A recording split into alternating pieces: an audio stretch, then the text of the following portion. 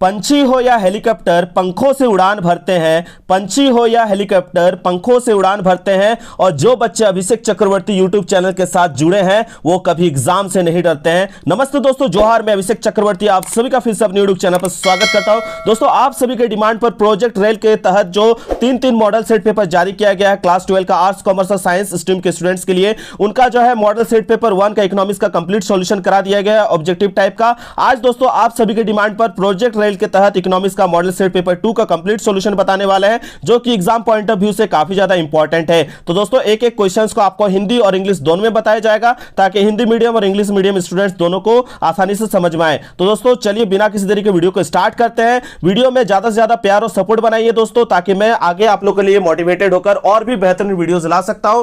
दोस्तों इकोनॉमिक्स का जो है मैंने अपने स्तर से भी कई इंपॉर्टेंट क्वेश्चंस का जो है सेट बनाकर अपलोड किया हुआ है। प्लेलिस्ट में जाके आप लोग जाके उसको अच्छे से प्रैक्टिस कर लीजिएगा।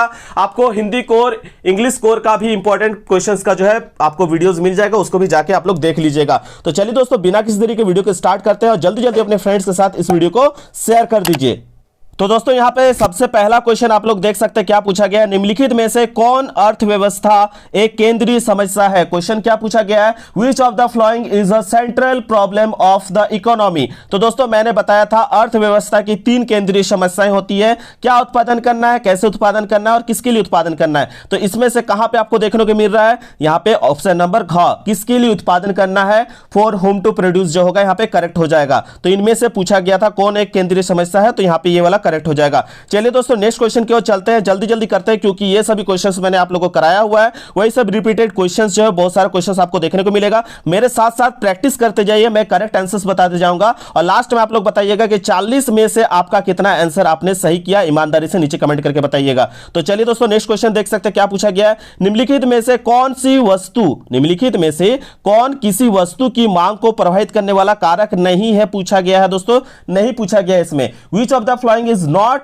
A factor affecting the demand for a commodity. तो दोस्तों मैंने डिमांड के बारे में बहुत अच्छा से एक सीरीज बना के आप लोगों को बता दिया था, जिन्होंने वो वीडियो देखा है समझ में आ चुका होगा यहां पे कौन सा ऑप्शन होगा। तो पहला ऑप्शन की बात करते हैं दोस्तों, यहां पे पहला दिया गया वस्तु की कीमत, the price of the item दिया गया है, दूसरा दिया गया संबंधित वस्तु की कीमत, the price of the article, और तीसरा दिया गया है उपभोक्ता की आय, इनकम ऑफ द कंज्यूमर, और चौथा दिया गया है साधनों की कीमत, ठीक है, फैक्टर प्राइसेस। तो दोस्तों ये सभी जो है लेकिन हमको नहीं पूछा गया, तो नहीं इनमें से कौन सा होगा, साधनों की कीमत, फैक्टर प्राइस जो है नहीं होगा, ठीक है। तो ये वाला ऑप्शन नहीं पूछा गया, तो ऑप्शन घ ही जो है करेक्ट होगा, ठीक है। नेगेटिव वाला क्वेश्चन ज्यादातर पूछा जाता है, नहीं वाला फंसाने के लिए, तो उस पर सावधान रहिएगा। चलिए नेक्स्ट क्वेश्चन को देखते चलते हैं क्या पूछा गया है। किस अर्थव्यवस्था में केंद्रीय समस्या का समाधान बाजार शक्तियों द्वारा होता है। ये क्वेश्चन मैंने बहुत बार कराया आप लोगों को, तो फटाक से इसका आंसर दीजिएगा। आप लोग इंग्लिश में समझा देते हैं क्या लिखा हुआ है। In which economy the central problems are solve by the market forces, ठीक है। तो पूछा गया in which economy the central problems are solve by the market forces. तो यहां पे आपका क्या हो जाएगा, मार्केट का, जब मार्केट फोर्सेस का बात करते हैं दोस्तों तो वो कैपिटलिस्ट इकोनॉमी का बात करते हैं, तो यहां पे पूंजीवादी अर्थव्यवस्था जो है ग नंबर आपका करेक्ट हो जाएगा। चलिए नेक्स्ट क्वेश्चन की ओर देखते हैं दोस्तों, क्वेश्चन नंबर 4 क्या पूछा गया, उत्पादन संभावना वक्र का दाहिनी ओर विवर्तित होने का कारण क्या है। यहां पे मिस प्रिंट हुआ है, टाइपिंग ठीक से नहीं हुआ है, ठीक है, तो इसको सुधार लीजिएगा। कारण पूछा गया, what is the reason for the rightward shift of the production possibility curve. तो इतना अच्छा से मैंने प्रोडक्शन पॉसिबिलिटी कर्व के बारे में आप लोगों को पिछले जो वीडियोस है उस पर बताया हुआ था। तो यहां पे देखते ही बच्चे समझ चुके होंगे कि यहां पे पूछा गया रीजन, तो दोस्तों रीजन क्या होगा, ऑफ कोर्स सही पकड़े आप लोगों ने, तकनीकी विकास, ठीक है। यहां पे आपका तकनीकी विकास जो है करेक्ट हो जाएगा, टेक्नोलॉजिकल डेवलपमेंट जो होगा यहां पे करेक्ट हो जाएगा। क्वेश्चन नंबर 5 में क्या पूछा गया दोस्तों, देख सकते हैं किसी वस्तु के उपभोग की एक अतिरिक्त इकाई से परिवर्तन को क्या कहा जाता है। तो दोस्तों यहां पे पूछा गया what is the change in the consumption of a commodity by 1 additional unit called. तो दोस्तों एक अतिरिक्त इकाई एडिशनल यूनिट का जब भी बात करता है, तो मैंने आप लोगों को प्रीवियस जो मॉडल सेट 1 था जैक के द्वारा जो ऑफिशियली जारी किया गया है उसमें इतना बारीकी से बताया हुआ था दोस्तों। अगर 1 घंटा आप उस वीडियो को देख लेते हैं, 1 घंटे का वीडियो है, अगर उसको देख लेते हैं तो आपका एक भी क्वेश्चन जो है ऑब्जेक्टिव टाइप में नहीं छूटने वाला है। प्लीज जाके उस वीडियो को देख लीजिएगा और बार बार उसको रिपीट कीजिएगा, तो आपका एक भी क्वेश्चन छूटेगा नहीं इकोनॉमिक्स में, ठीक है। तो वहां पे देख लीजिएगा, जिन्होंने वो वीडियो देखा उनको समझ में आ चुका है कि सर ने ट्रिक बताया था क्या, कि जब भी एक अतिरिक्त इकाई एडिशनल यूनिट का बात करें तो ध्यान रखना है कि वहां पे सीमांत आएगा। क्या आएगा? सीमांत। ठीक है, तो यहां पे सीमांत जो होगा, सीमांत को इंग्लिश में कहते हैं मार्जिनल, और यहां उपभोग बात किया है तो यहां पे उपभोग के लिए क्या आ जाएगा? उपयोगिता। जहां उपभोग होगा वहां उपयोगिता का बात होगा, यूटिलिटी का बात होगा। तो इसका करेक्ट आंसर क्या हो जाएगा? सीमांत उपयोगिता, marginal utility is the correct answer. ठीक है, इसको नोट कर लीजिएगा। और क्वेश्चन नंबर 6 देख सकते हो दोस्तों, क्या पूछा गया है? कुल उपयोगिता अधिकतम होती है जब सीमांत उपयोगिता का मान होता है। इतना अच्छा से मैंने इसको मॉडल सेट 1 में एक्सप्लेन किया है, गुपचुप का बात करके, ठीक है, अलग अलग चीजों का बात करके मैंने अच्छे से एग्जांपल के थ्रू से उसको इतना अच्छे से डिफाइन किया हुआ है। अगर आप लोग देख लेते हैं तो आप लोग को समझ जाइएगा कि कहां किसका वैल्यू क्या होने वाला है। ठीक है, तो यहां पूछा गया कुल उपयोगिता अधिकतम होती है जब सीमांत उपयोगिता का मान क्या होता है। तो दोस्तों इसका इंग्लिश में अगर बात करें तो क्वेश्चन में क्या लिखा गया है? Total utility will be maximum when the value of marginal utility. तो सही पकड़े दोस्तों, जिन्होंने वीडियो को देखा है, 0 जो होगा इसका करेक्ट आंसर हो जाएगा। क्वेश्चन नंबर 7 देख सकते हो दोस्तों, क्या पूछा गया? उदासीनता वक्र के संबंध में कौन सा कथन असत्य है? तो पूछा गया है in which statement is false regarding indifference curve. तो इंडिफरेंस कर्व के बारे में कुछ मैंने महत्वपूर्ण बातें बताई थी। तो अगर आप लोग ऑप्शन देख रहे होंगे तो इंग्लिश मीडियम वाले भी सुन लीजिएगा, उसके बाद आप लोग भी पकड़ लीजिएगा आंसर क्या है। उदासीनता वक्र की ढाल ऋणात्मक होती है, the slope of the indifference curve is negative. ये क्या सही है? ठीक है, ये बिल्कुल सही है दोस्तों। दूसरा वाला जो है क्या बोला गया है? उदासीनता वक्र मूल बिंदु के उत्तल होता है, indifference curve is convex towards the origin. ठीक है, ये भी बिल्कुल सही है। ठीक है, तीसरा वाला पूछा गया है उदासीनता वक्र समसंतुष्टि वक्र भी कहा जाता है, indifference curve is also called isosatisfaction curve. ये भी सही है। चौथा नंबर पॉइंट देख सकते हैं दोस्तों, दो उदासीनता वक्र एक दूसरे को प्रतिच्छेद करता है। यहां पे ये वाला चीज गलत है दोस्तों, the two indifference curve intersect each other, ये वाला चीज यहां पे गलत है। और हमको गलत ही खोजने बोला गया था, जो फॉल्स है उसको खोजने बोला गया था इंडिफरेंस कर्व के बारे में। तो इसको नोट कर लीजिएगा, आप लोग कॉपी में लिख लीजिएगा इंडिफरेंस कर्व का ये तीनों खासियत को। ठीक है, चलिए नेक्स्ट क्वेश्चन को देखते हैं दोस्तों, क्या पूछा गया है कि निम्नलिखित में से दो वस्तुओं का कौन सा संयोग पूरक वस्तु का एक संयोग है। इतना अच्छा से मैंने पूरक और संपूरक वस्तु के बारे में बताया हुआ था, तो इसको देखते ही आप सभी पकड़ चुके होंगे। यहां पे क्या हो जाएगा कि पूछा गया है निम्नलिखित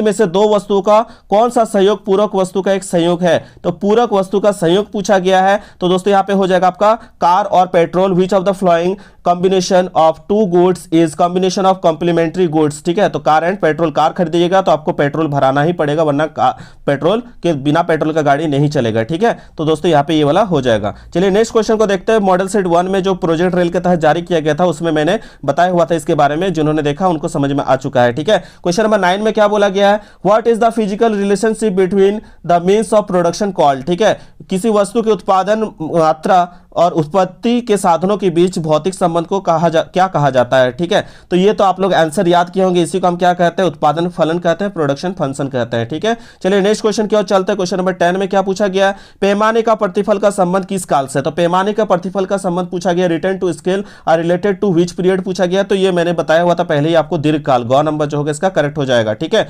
दीर्घकाल दैट मींस दोस्तों लॉन्ग टर्म जो होगा यहाँ पे करेक्ट हो जाएगा। चलिए नेक्स्ट क्वेश्चन पे चलते 11 पे। ठीक है, यहाँ पे दोस्तों देख सकते हैं पूरी जो है यहाँ पे टाइपिंग में मिस्टेक किया गया है। तो यहाँ पे टाइपिंग में मिस्टेक किया गया तो डरने की कोई बात नहीं है। तो यहाँ पे जो है दोस्तों हु इज द ऑथर पूछा गया ऑफ द बुक। तो दोस्तों कौन सा बुक है यहाँ पे सही नहीं लिखा गया है। ठीक है, तो यहां पे हमको लग रहा था क्या कि वैल्यू एंड कैपिटल शायद लिखने की कोशिश किया जाता है। अगर वैल्यू एंड कैपिटल का बात किया जाता तो वैल्यू एंड कैपिटल वाला जो है हिग्स के द्वारा लिखा गया है। हालांकि अल्फ्रेड मार्शल वाला याद रखे होंगे आप लोग, मार्शल के द्वारा दिया गया परिभाषा क्या था, कौन सा बुक था मार्शल के द्वारा दिया गया? मार्शल के द्वारा दिया गया बुक है आपका principle of economics. Adam Smith के द्वारा दिया गया है आपका धन केंद्रित परिभाषा दिया गया था, जो वेल्थ ऑफ नेशन नामक उन्होंने पुस्तक लिखा था। लियोनेल रॉबिन्स के द्वारा जो है आप जानते हैं सिग्निफिकेंस ऑफ इकोनॉमिक्स के बारे में उन्होंने बताया था। ठीक है, तो लियोनेल रॉबिन्स का जो बुक का नाम है, पूरा नाम आप लोग नीचे कमेंट करके बताइएगा। मैंने शॉर्ट में बताया, आप लोग पूरा बुक का उसका फुल नेम जो है बुक का आप लोग नीचे कमेंट करके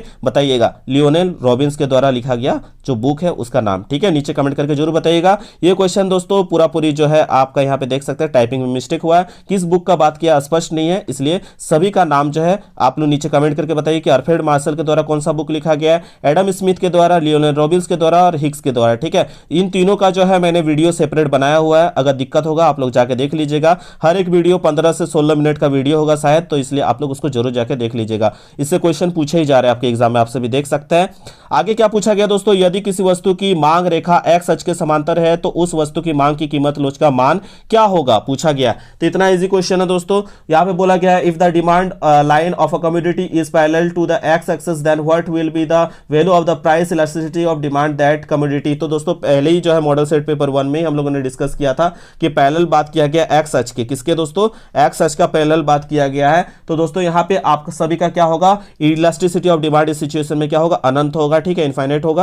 यहां पे आप लोग करेक्ट कर लीजिएगा। क्वेश्चन नंबर 13 देख सकते हो दोस्तों, क्या पूछा गया, निम्न में से कौन सा कथन सत्य है। अब यहां पे ट्रू पूछा गया है, ठीक है, which of the following statement is true पूछा गया है। तो दोस्तों ट्रू पूछा गया है, ठीक है, तो वो ट्रू लव वाला नहीं है, यहां पे ट्रू मतलब सत्य का बात किया गया है। तो दोस्तों यहां पे आपका कौन सा करेक्ट हो जाएगा, आपका घ नंबर जो होगा, ये फॉर्मूला आप लोग को याद करवाया गया था कि AC equals to AFC plus क्या होता है, ABC, ठीक है, एवरेज कॉस्ट बराबर average fix cost plus average variable cost, ठीक है, औसत लागत बराबर औसत स्थिर लागत प्लस औसत परिवर्तनशील लागत। ये आंसर आप लोग याद रखिएगा फॉर्मूला। ये क्वेश्चन जो है आप लोग का प्रीवियस ईयर में भी पूछा गया सवाल में से है। अल्पकाल में उत्पादन प्रक्रिया में निम्नलिखित में से कौन से साधन होते हैं दोस्तों, 13 नंबर पे पूछा गया अल्पकाल, ठीक है, यानी दोस्तों पूछा गया है which of the following are the factor of production process in short run. तो शॉर्ट रन में जो है दोस्तों यहाँ पे जो दोनों ऑप्शन देख रहे हैं, यहाँ पे दोनों ही जो है करेक्ट होगा, ठीक है, स्थिर साधन भी होगा और परिवर्तनशील साधन दोनों ही करेक्ट होगा, ए एंड बी बोथ दोनों ही सही होगा, ठीक है। नेक्स्ट क्वेश्चन पे चलते हैं, एवरेज रेवेन्यू के बारे में पूछा गया है। एवरेज रेवेन्यू जो है AR प्रदर्शित किया जाता है, तो AR प्रदर्शित किया जाता है, एवरेज रेवेन्यू डिस्प्लेड बोला गया है। तो AR बराबर क्या होता है, TR/Q होता है, AR बराबर क्या होता है, TR/Q, यानी total revenue by total output, याद रखिएगा, total revenue by total output. तो दोस्तों यहाँ पे बहुत सारे बच्चे कंफ्यूज हो जाएंगे, यहाँ भी TR/Q देखने को मिल रहा है और यहां भी TR/Q देखने को मिल रहा है। तो दोस्तों कंफ्यूज मत होइएगा, यहां पे डेल्टा लगा हुआ है, क्या लगा हुआ है, डेल्टा, और डेल्टा वाला रूल किसके लिए होता है, यहां AR का बात किया है, तो यानी एवरेज रेवेन्यू का। लेकिन वहीं अगर क्वेश्चन में पूछा जाए मार्जिनल रेवेन्यू, तब क्या होगा, तब होगा दोस्तों डेल्टा TR/Q, यानी दोस्तों क्या होगा, change in total revenue, change in total revenue bye change in output, ठीक है, ये इसका करेक्ट आंसर होगा अगर मार्जिनल रेवेन्यू पूछता तो, ठीक है। लेकिन यहाँ पे मार्जिनल रेवेन्यू नहीं पूछा गया, हमको पूछा गया है क्या, औसत आगाम के बारे में पूछा गया है, ठीक है, सीमांत आगाम पूछता तब आपका ये वाला करेक्ट होता। लेकिन दोस्तों यहाँ पे हमें पूछा गया है औसत आगाम, तो आपका ये वाला करेक्ट होगा जिसमें डेल्टा नहीं लगा हुआ है, ठीक है। तो हड़बड़ा के एग्जाम में गड़बड़ मत कीजिएगा, क्योंकि क्लास 11 में बहुत सारे स्टूडेंट्स जो है सही आंसर जानते हुए भी गलत करके आए थे, ठीक है। इसलिए इकोनॉमिक्स का जब भी एग्जाम दीजिएगा एकदम दिमाग को शांत करना है और समझ बूझ के एग्जाम को देना है, ठीक है, हड़बड़ी में गड़बड़ी नहीं करना है, ठीक है। चलिए नेक्स्ट क्वेश्चन को देखते हैं। इकोनॉमिक्स के लिए टाइम बहुत ही कम दिया गया, आर्ट्स कॉमर्स और साइंस तीनों स्ट्रीम के लिए, ठीक है, 1-2 दिन बाद ही जब एग्जाम हो रहा है उसके जस्ट 1 दिन बाद ही आप लोग का एग्जाम ले लिया जा रहा है, तो इसलिए जो है इकोनॉमिक्स को साथ साथ में प्रैक्टिस करते चलिए जो सब्जेक्ट है जिसके साथ, ठीक है।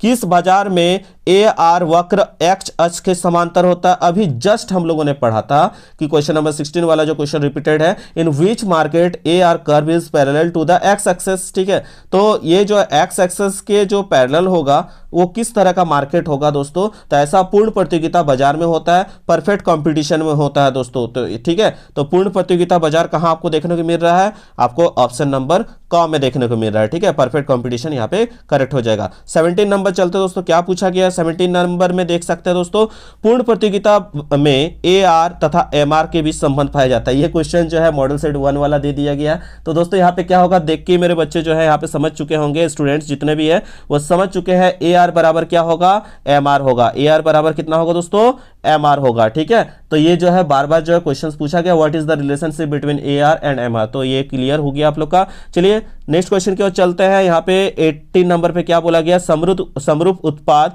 किस बाजार की विशेषता है, तो समरूप उत्पाद जो है किस बाजार की विशेषता है पूछा गया है, which market is characteristic by identical product, ठीक है। तो ऑप्शन नंबर जो होगा आइडेंटिकल प्रोडक्ट किस में देखने को मिलता है दोस्तों, केवल पूर्ण प्रतियोगिता में देखने को मिलता है, परफेक्ट कंपटीशन ओनली में जो है ये हमको सिचुएशन देखने को मिलता है, ठीक है। चलिए उसके बाद नेक्स्ट क्वेश्चन पे चलते हैं, क्या बोला गया, विभेदीकृत कीमत किस बाजार की विशेषता है। जैक के द्वारा ऑफिशियल जो क्वेश्चन दिया गया था उसमें मैंने इसके बारे में समझाया था कि जैसे अगर आपके पास कोई एक ऐसा सामान है जो पूरा आपके अगल बगल में किसी के पास नहीं है, तो आपका मनमानी है कि आप उस चीज को अगला को दूसरा रेट में बेच सकते हैं, तीसरा को अगला रेट में बेच सकते हैं। ठीक है, तो ऐसा दोस्तों किस में पाया जाता है, विभेदीकृत कीमत जो है किस में पाया जाता है, जैसे हॉस्पिटल वगैरह में भी जैसे अलग अलग लोगों के लिए अलग अलग सर्विसेज होती है। ठीक है, जैसे आप देखे होंगे कि रेलवे में जो है आपका किसके द्वारा, रेलवे में जो है टिकट काटा जाता है, तो टिकट काटा जाता है तो सीनियर सिटीजन के लिए अलग होता है,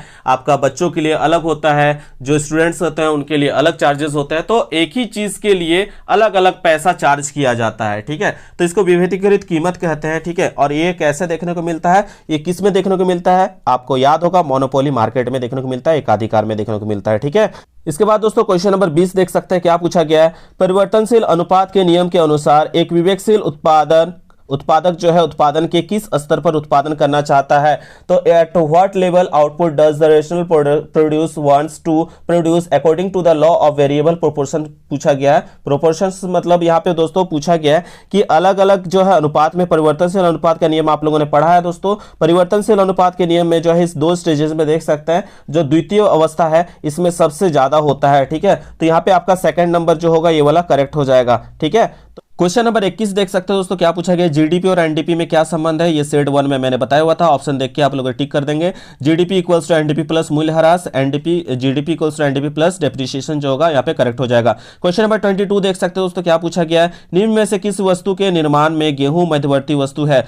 wheat is an intermediate item in the manufacture of which of the following items. ठीक है, तो दोस्तों यहाँ पे गेहूं मध्यवर्ती वस्तु जो है और उसके द्वारा क्या क्या चीजें बनाई जा सकती है। गेहूं के द्वारा चपाती भी बनाते हैं, बिस्कुट भी बनाते हैं और ब्रेड भी बनाते हैं, यानी सभी वस्तुओं को बनाने के लिए हमको किसका मदद लेना पड़ता है, गेहूं। तो गेहूं जो एक मध्यवर्ती वस्तु के रूप में काम करता है, तो यहाँ पे सभी जो है ऑप्शंस के द्वारा जो है ये सभी फाइनल गुड्स बनता है, अंतिम वस्तु बनती है किसके मदद से दोस्तों, गेहूं के मदद से, यानी गेहूं जो है मध्यवर्ती वस्तु का काम कर रही है। ठीक है, इन सभी जो है प्रोडक्ट को, फाइनल प्रोडक्ट को बनाने में। तो दोस्तों यहाँ पे इनमें से सभी ऑल ऑफ दिस जो होगा यहाँ पे करेक्ट हो जाएगा। चलिए नेक्स्ट क्वेश्चन की ओर चलते हैं दोस्तों। नेक्स्ट क्वेश्चन क्या पूछा गया, क्वेश्चन नंबर 23 देख सकते हैं, राष्ट्रीय आय जो है, राष्ट्रीय आय का अध्ययन किस क्षेत्र अर्थशास्त्र में किया जाता है। तो ये इजी क्वेश्चन है, मैंने बार बार इस चीज को आप लोगों को बताया हुआ था कि जब भी नेशनल का बात होगा तो उसमें समग्र का बात होता है, एग्रीगेट का बात होता है। एग्रीगेट किस पे होता है दोस्तों, समष्टि अर्थशास्त्र। यहाँ पे स्पेलिंग गलत है दोस्तों, यहाँ पे समष्टि को आप लोग सुधार लीजिएगा। ठीक है, समष्टि, ठीक है, समष्टि अर्थशास्त्र दोस्तों यानी मैक्रो इकोनॉमिक्स में। ठीक है,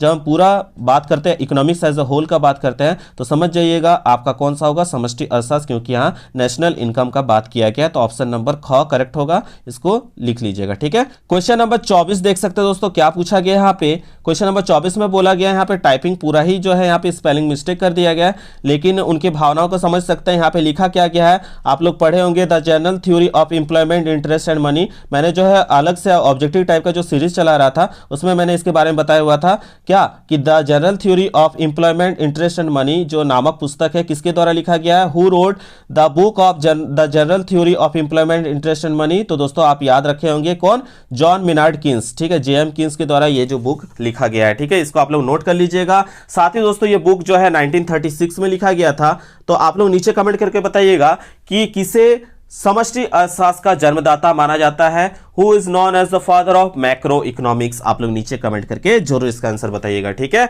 और दोस्तों और एक क्वेश्चन आप लोग के लिए है, नीचे कमेंट कीजिएगा कि किसने अर्थशास्त्र को दो शाखाओं में बांटा। ठीक है, समष्टि और व्यष्टि अर्थशास्त्र की जो दो शाखा है अर्थशास्त्र की, उसको बांटने का श्रेय किसे दिया जाता है, नीचे उसका भी नाम कमेंट करके बताइएगा। मैक्रो और माइक्रो इकोनॉमिक्स जो है दो अलग अलग इकोनॉमिक्स का ब्रांच में बांटने का श्रेय किसे दिया जाता है, नीचे कमेंट करके बताइएगा। और साथ ही एक क्वेश्चन मैंने पहले पूछा था क्या, कि who is known as father of macro economics, समष्टि अर्थशास्त्र के पिता किसे जाना जाता है। ठीक है, नीचे जो दोनों ही आंसर्स करेक्ट करके बताइएगा, जिनका सही होगा लाइक किया जाएगा। ठीक है, चलिए जल्दी जल्दी इसका आंसर दीजिए। क्वेश्चन नंबर 25 देख सकते हो दोस्तों, क्या पूछा गया, निम्नलिखित में से कौन सा विधि, दोस्तों यहां पे ध्यान दीजिएगा थोड़ा सा, निम्नलिखित में से किस विधि से राष्ट्रीय आय की गणना की जाती है, यह पूछा गया है। ठीक है, तो किस विधि से राष्ट्रीय आय की गणना की जाती है, यहां इनका लिखने का यही सोच था। तो भावना को समझे थोड़ा सा और आंसर इसका दीजिए। ठीक है, टाइपिंग में मिस्टेक हुआ है, तो यहां पे बोला गया है by which of the following methods is the national income calculated. ठीक है, तो नेशनल इनकम जो है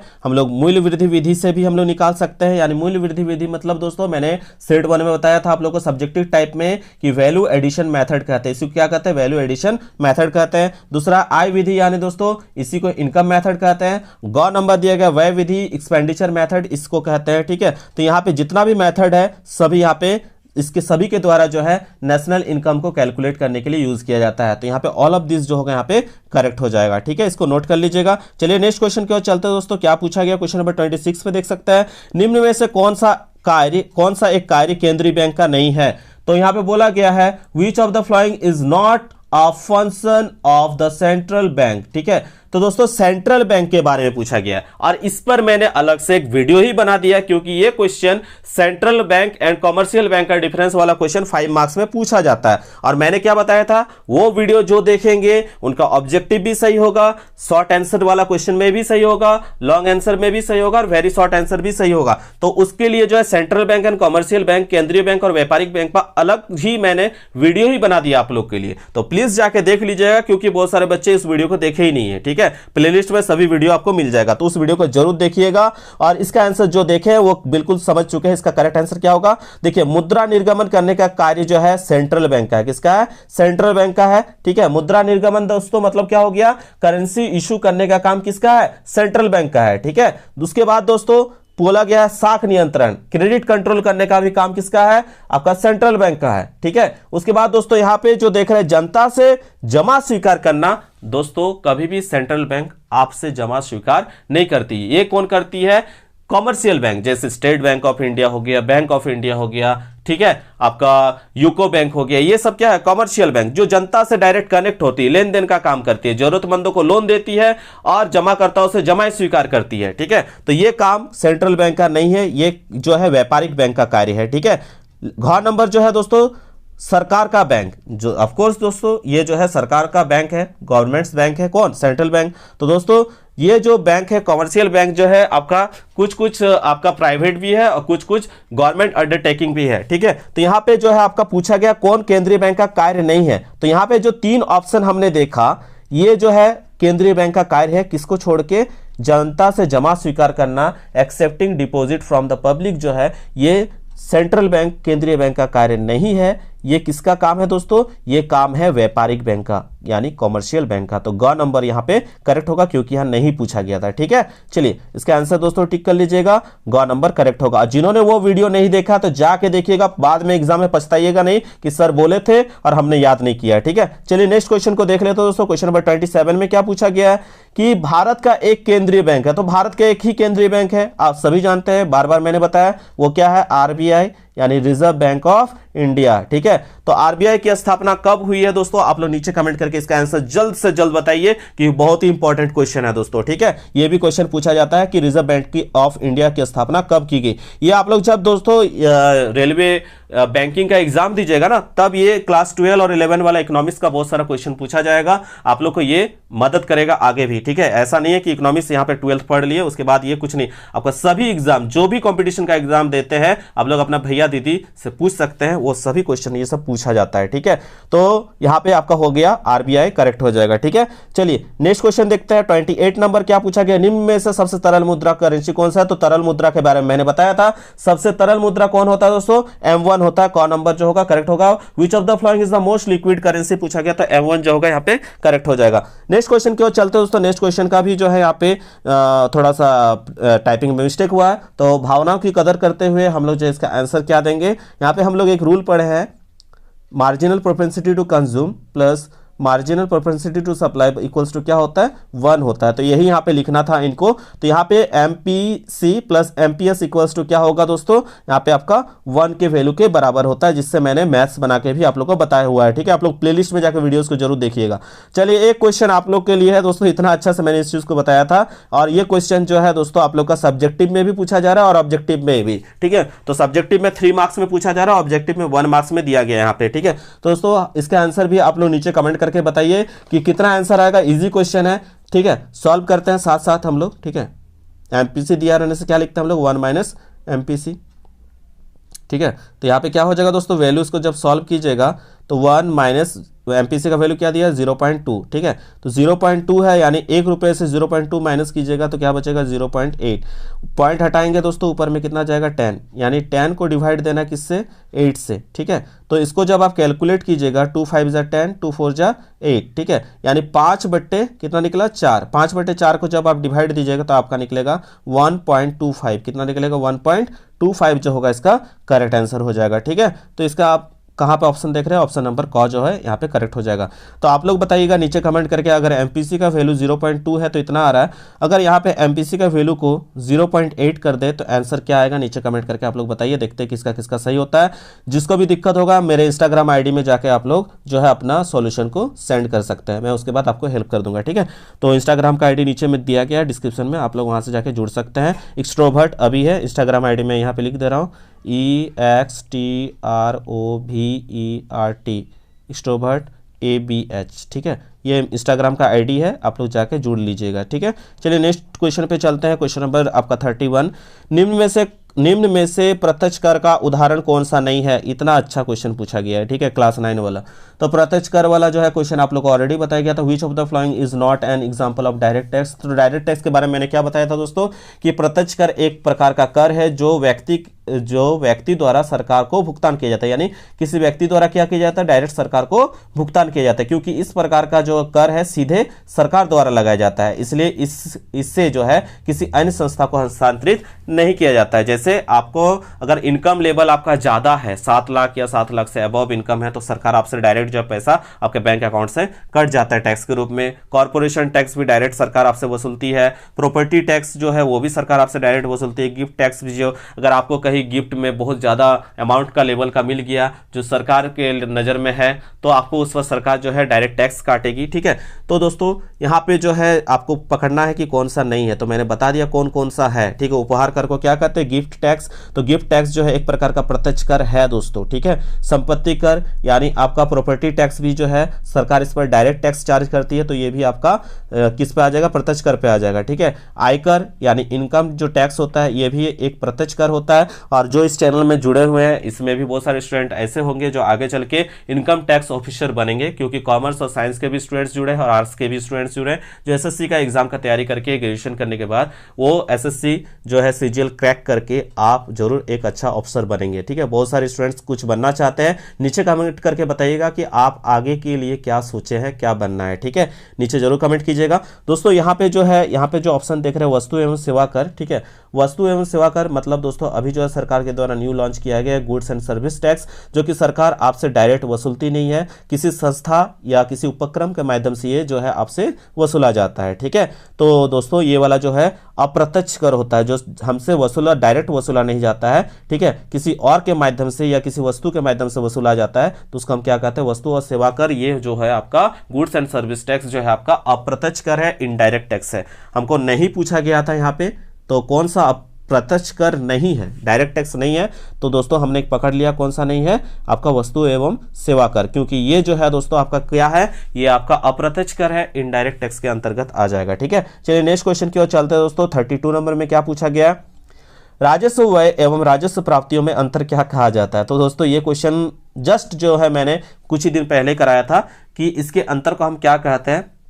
तो what is the difference between revenue expenditure and revenue receipt call, तो इसको हम कहते हैं रेवेन्यू डेफिसिट कहते हैं दोस्तों, राजस्व घाटा कहते हैं। ये क्वेश्चन पूछा जा रहा है, यानी क्वेश्चन हो सकता है आप लोग का एग्जाम में एकदम देखने को मिल जाएगा, ठीक है दोस्तों। इसके बाद एक नया क्वेश्चन हम लोग को देखने को मिला है और इसको अच्छे से कर लीजिएगा, क्योंकि ये प्रीवियस ईयर्स में पूछा गया सवालों में से है। पेंशन एवं रोजगार भत्ते डैश है। तो दोस्तों इस प्रकार के जो है हम क्या कहते हैं, पेंशन एंड एम्प्लॉयमेंट अलाउंस जो होता है इसको हम क्या कहते हैं, हस्तांतरण आय कहते हैं, ट्रांसफर इनकम कहते हैं। तो दोस्तों ये आखिर ट्रांसफर इनकम होता क्या है, तो याद रखिएगा, बिना किसी आर्थिक क्रिया के प्राप्त होने वाली आय को हम हस्तांतरण आय कहते हैं, ठीक है। बिना किसी इकोनॉमिक वर्क का जो है जो प्राप्त होने वाला इनकम होता है या आय होता है उसको हम क्या कहते हैं, हस्तांतरण आय कहते हैं, ठीक है। जैसे बेरोजगारी भत्ता हो गया, पेंशन हो गया, ठीक है, ये सब जो है इस पे आ जाएगा, ठीक है। और दोस्तों ये बिना किसी इकोनॉमिक एक्टिविटी का जो है ये इनकम है, इसलिए इसको नेशनल इनकम में शामिल नहीं किया जाता है। याद रखिएगा, ये भी क्वेश्चन घुमा के पूछा जाता है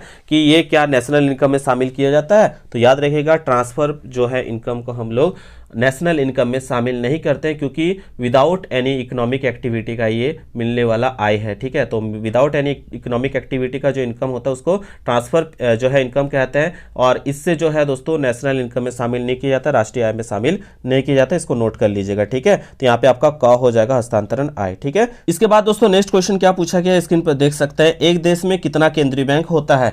तो दोस्तों पूछा गया how many central banks are there in a country. तो एक ही होता है। कितना होता है? एक होता है। हमारे देश का केंद्रीय बैंक क्या है? RBI, reserve bank of India. और आपसे सवाल पूछा गया था आगे ही क्वेश्चन में कि आरबीआई की स्थापना कब हुई है। ठीक है, आप लोग नीचे कमेंट कीजिएगा। तो दोस्तों बहुत सारे स्टूडेंट्स जो अभी भी ध्यान से नहीं पढ़ते हैं, पढ़ाई में मन नहीं लगता, इग्नोर करते हैं, तो याद रखिएगा एक चीज कि कुछ लोग चक्का जाम से डरते हैं, कुछ लोग चक्का जाम से डरते हैं, कुछ लोग नाजाम से डरते हैं, और वह जो लोग साल भर तफरी काटते हैं वही लोग एग्जाम से डरते हैं। वही लोग क्या होता है? एग्जाम से डरते हैं। तो दोस्तों तफरी नहीं काटना है, आपका जिंदगी का सवाल है, यही जो रिजल्ट है आपका आगे का भविष्य तय करेगी। तो दोस्तों जितना समय है उसको समय को सदुपयोग कीजिए, सभी जो है गंदी आदतों को त्याग कीजिए, और कुछ दिन अपने माँ बाप के सपनों को पूरा करने के लिए उस पर निछावर कर दीजिए, किताब कॉपी से अपना दोस्ती निभाइए। ठीक है, तो यही कहना है दोस्तों आप लोगों से। चलिए नेक्स्ट क्वेश्चन की ओर चलते हैं। अगर दोस्तों वीडियो पसंद आ रहा है तो प्लीज अपने दोस्तों के साथ जरूर शेयर कीजिएगा, ताकि उनका भी भला हो, थोड़ा पढ़ाई में वो ध्यान दे सके। ठीक है,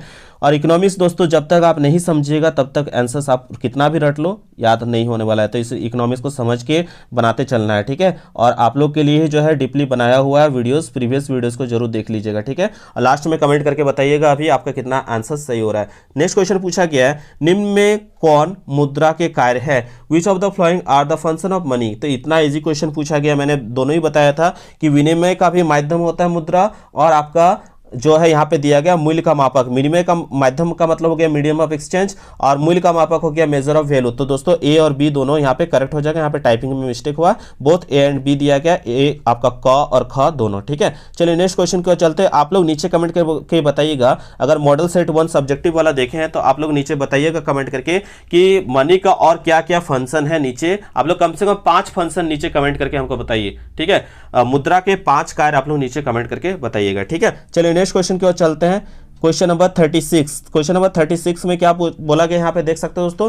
36 में बोला गया भारत में 1 रुपए का नोट जारी करता है। तो दोस्तों अभी तक हमने पढ़ा कि रुपए कौन जारी करता है? Reserve bank of India. लेकिन यहाँ क्या क्वेश्चन दे दिया गया है दोस्तों कि 1 रुपए का नोट कौन जारी करता है? तो याद रखिएगा दोस्तों, इसके पीछे का बहुत लंबा इतिहास है। तो दोस्तों यहाँ पे आप लोग याद रखिएगा, बाकी सभी नोट जो है आरबीआई जारी करता है, केवल कितने रुपए नोट को छोड़ करके? 1 रुपए के नोट को छोड़ करके। तो 1 रुपए के नोट को अगर आरबीआई नहीं जारी करता, रिजर्व बैंक ऑफ इंडिया जारी नहीं करता, तो कौन जारी करता है दोस्तों? तो याद रखिएगा भारत का वित्त मंत्रालय, यानी मिनिस्ट्री ऑफ फाइनेंस। ठीक है, ministry of finance of India जो है ये जारी करते हैं 1 रुपए के नोट को। और 1 रुपए के नोट पर किसका हस्ताक्षर होता है दोस्तों? याद रखिएगा वित्त सचिव का हस्ताक्षर होता है, फाइनेंस सेक्रेटरी का जो है सिग्नेचर होता है। तो 1 रुपए के नोट को छोड़ करके दोस्तों बाकी सभी नोट आरबीआई द्वारा जारी किया जाता है, याद रखिएगा। और जिस पर किसका सिग्नेचर होता है? 1 रुपए के नोट को छोड़कर बाकी सभी नोट आरबीआई के द्वारा जारी किया जाता है। तो इसके लिए दोस्तों उस नोट पर जो है किसका सिग्नेचर होता है? आपका रिजर्व बैंक ऑफ इंडिया के गवर्नर का जो है हस्ताक्षर होता है, साइन होता है। ठीक है, याद रखिएगा। आप लोग नीचे कमेंट करके बताइए दोस्तों, एक 2 इंपॉर्टेंट क्वेश्चन पूछते हैं जीके का कि भारत का वर्तमान वित्त सचिव कौन है? नीचे कमेंट कीजिएगा। ठीक है, जो एट प्रेजेंट जो है फाइनेंस सेक्रेटरी इंडिया का कौन है? नीचे कमेंट कीजिएगा। और सेकंड नंबर क्वेश्चन है, भारत के वर्तमान एट प्रेजेंट जो है भारत के वर्तमान जो है आरबीआई गवर्नर कौन है? ठीक है, at present RBI governor of India कौन है? आप लोग नीचे कमेंट करके दोनों का आंसर बताइएगा। ठीक है, तो ये क्वेश्चन नोट करके रख लीजिएगा। ये क्वेश्चन अगर आप कहीं बाहर में भी जाते हैं और कहिएगा कि मैं क्लास 12 में पढ़ा हूं और मेरा सब्जेक्ट में इकोनॉमिक्स है, ठीक है, तो सबसे पहला सवाल यही वाला पूछा जाता है, क्योंकि हमसे भी पूछा गया था कि 1 रुपए का नोट कौन जारी करता है। ठीक है, तो याद रखिएगा क्लास 12 के स्टूडेंट है तो आपका जीके स्ट्रांग होना चाहिए। तो कॉमर्स के स्टूडेंट तो खास करके जानते हैं कि इसका आंसर क्या होगा, क्योंकि बिजनेस स्टडीज में भी उन लोगों का काम आता है। ठीक है, तो याद रखिएगा दोस्तों, ये जीके का भी क्वेश्चन है कि 1 रुपए के नोट पर जो है वित्त सचिव का हस्ताक्षर होता है, जो कि ministry of finance of India के द्वारा जारी किया जाता है। ठीक है, चलिए नेक्स्ट क्वेश्चन की ओर चलते हैं दोस्तों। क्वेश्चन नंबर 37 में क्या पूछा गया है? क्वेश्चन नंबर 37 में पूछा गया है निम्नलिखित में से कौन सा प्रत्यक्ष कर है? तो दोस्तों फिर से दे दिया गया है डायरेक्ट टैक्स के बारे में। ठीक है, तो बोला गया विच of the following is a direct tax. तो दोस्तों यहाँ पे उत्पादन कर जो है प्रोडक्शन टैक्स, ये जो है डायरेक्ट टैक्स नहीं है। ठीक है, दूसरा है आप यहाँ पे देख रहे हैं उपहार कर, ये जो है आपका डायरेक्ट टैक्स है। गिफ्ट टैक्स क्या होता है? डायरेक्ट टैक्स होता है, क्योंकि सरकार इसे आप पर डायरेक्ट चार्ज करती है, डायरेक्ट टैक्स आपसे वसूलती है, ठीक है। तो गिफ्ट टैक्स जो होगा आपका डायरेक्ट टैक्स हो जाएगा, प्रत्यक्ष कर हो जाएगा, बाकी जो है ये नहीं है, ठीक है। ये इसमें से पूछा गया डायरेक्ट टैक्स कौन सा है, तो ये वाला उपहार कर जो है आपका करेक्ट हो जाएगा, ठीक है। चलिए नेक्स्ट क्वेश्चन की ओर चलते हैं। क्या पूछा गया? गुणक किसके बराबर होता है? और यहाँ पे दोस्तों क्वेश्चन को थोड़ा मतलब फंसा दिया गया स्पेलिंग्स वगैरह मिस्टेक करके। तो यहाँ पे कहने का मतलब है दोस्तों, जो गुणक होता है, मल्टीप्लायर होता है, वो किसके बराबर होता है? इक्वल होता है। तो मल्टीप्लायर इज इक्वल्स टू, दोस्तों तो आपने पढ़ा हुआ है, multiplier is equal to change in income by change in investment. क्या पढ़ा है? K equals to change in income by change in investment, ठीक है। तो इनकम को किससे डिनोट करते हैं दोस्तों? इनकम को डिनोट करते हैं हम लोग वाई से, और इन्वेस्टमेंट को डिनोट करते हैं आई से, ठीक है। तो गुणांक में जो है, गुणांक निवेश, निवेश मतलब ये वाला इन्वेस्टमेंट को कहते हैं। गुणांक निवेश में परिवर्तन से आय में परिवर्तन के बराबर होता है, ठीक है, ये याद रखिएगा।